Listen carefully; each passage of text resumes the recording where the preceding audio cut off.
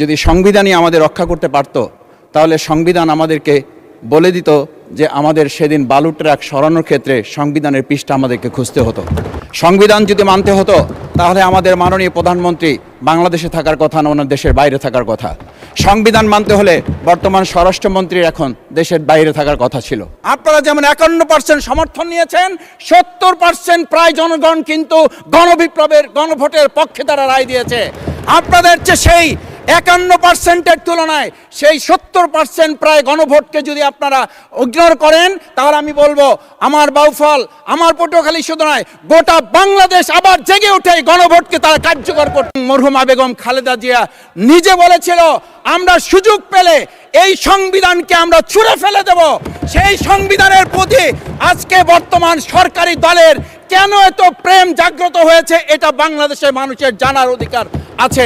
আমি মনে করি গণভোটের বিরোধিতা করার অর্থ হচ্ছে আমরা আয়নাঘরকে সমর্থন করতে চাই। গণভোটের বিরোধিতা করা মানে হচ্ছে 70% মানুষকে আমরা অন্যায্যভাবে তাদেরকে আবার ধিক্কার জানাতে চাই।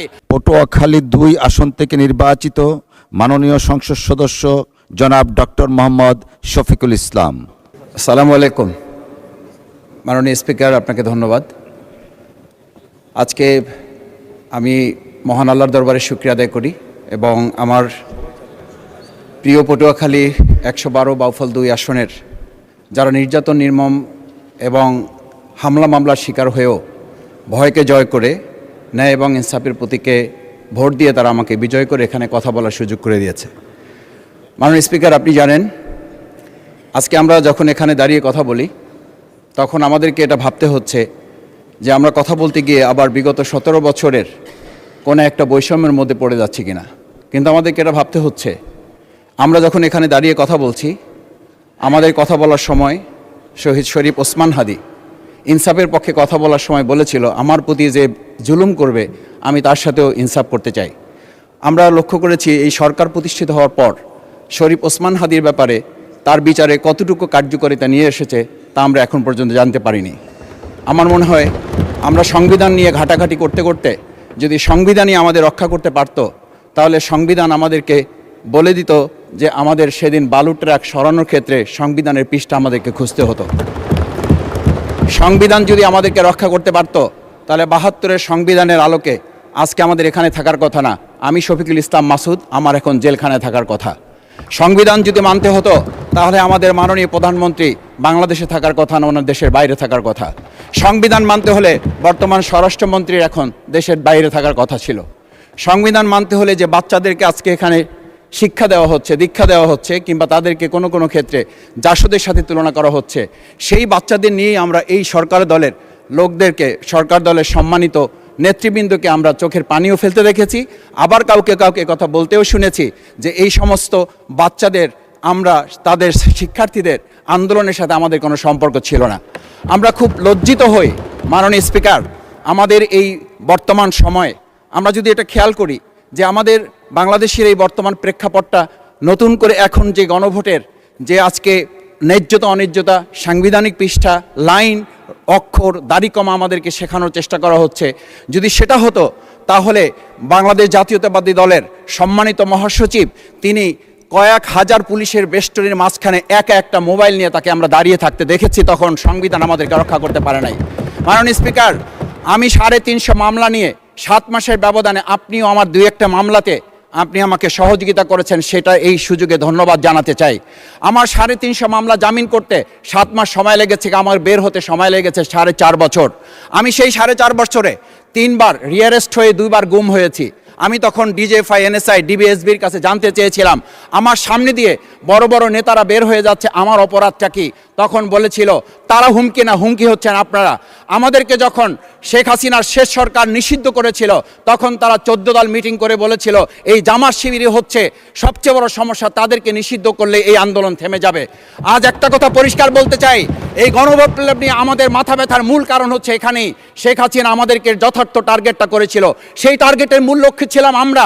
আমাদেরকে বলা হয়েছিল একটা গুলি করলে একটা সরে বাকিগুলো লড়ে না, সেই লড়ে না লোকগুলো ছিলাম আমরা। মাননীয় স্পিকার, যার কারণে আমাদেরকে তারা ভয় পায়।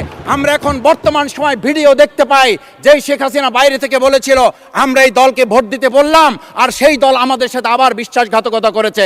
আমরা সেই শেখ হাসিনার বক্তব্য শোনার পর আমরা কাউকে আজকে এখানে বলতে শুনে নাই শেখ হাসিনার ওই বক্তব্য সঠিক নয়। এই মানুষ প্রতারিত হয়েছে, বেইমানি করা হয়েছে। আবার যদি গণভোট জুলাই সনদ নিয়ে এই জাতির সাথে প্রতারণা করা হয় তাহলে মূল্য দিতে হবে শুধু নয়, আবার আমাদেরকে 17 বছরের সেই জেল জুলুম নিপীড়ন গুম খুনের জায়গায় আমাদেরকে ফিরে যেতে হবে। আমি মনে করি পরিষ্কার বক্তব্য, গণভোটের প্রতি সমর্থন না জানিয়ে জুলাই সনদকে যদি আজকে ইগনোর করা হয় তাহলে আমাদেরকে কিন্তু আবার সেই গুম খুনের আয়নাঘরের দিকে আমাদেরকে ধাবিত করা হবে। আমি মনে করি গণভোটের বিরোধিতা করার অর্থ হচ্ছে আমরা আয়নাঘরকে সমর্থন করতে চাই। গণভোটের বিরোধিতা করা মানে হচ্ছে 70% মানুষকে আমরা অন্যায্যভাবে তাদেরকে আবার ধিক্কার জানাতে চাই। আমি এখানে স্পষ্ট বলতে চাই, আপনারা যেমন 51% সমর্থন নিয়েছেন, 70% প্রায় জনগণ কিন্তু গণবিপ্লবের গণভোটের পক্ষে তারা রায় দিয়েছে। আপনাদের চেয়ে সেই 51%-এর তুলনায় সেই 70% প্রায় গণভোটকে যদি আপনারা ইগনোর করেন তাহলে আমি বলবো আমার বাউফল, আমার পটুয়াখালী শুধু নয় গোটা বাংলাদেশ আবার জেগে উঠে এই গণভোটকে তারা কার্যকর করতে। ধন্যবাদ, আপনি 1 মিনিট পেয়েছেন।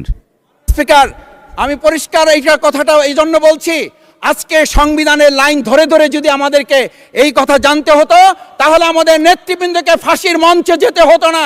আমার মতো ছোট মানুষের কাছে সে সময় ডিজিএফআর কাছে প্রস্তাব এসেছিল, আপনারা কি চান, মন্ত্রিত্ব চান, দেশ পরিচালনা চান, সব কিছু দেওয়া হবে, শুধু শেখ হাসিনার নীতিতে আপনারা আসেন।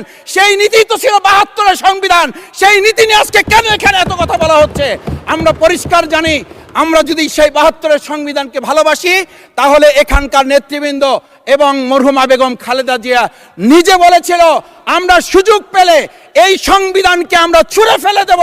সেই সংবিধানের প্রতি আজকে বর্তমান সরকারি দলের কেন এত প্রেম জাগ্রত হয়েছে এটা বাংলাদেশের মানুষের জানার অধিকার আছে। আমি আমার প্রিয় বাউফলের মানুষের প্রতি ভালোবাসা শ্রদ্ধা জানাই, যেই বাউফলবাসী আমার দাবি আদায়ের জন্য, আমার এলাকার মানুষের অধিকার আদায়ের জন্য এখানে দিয়েছে, আমি সেই অধিকার। ধন্যবাদ মাননীয় সদস্য।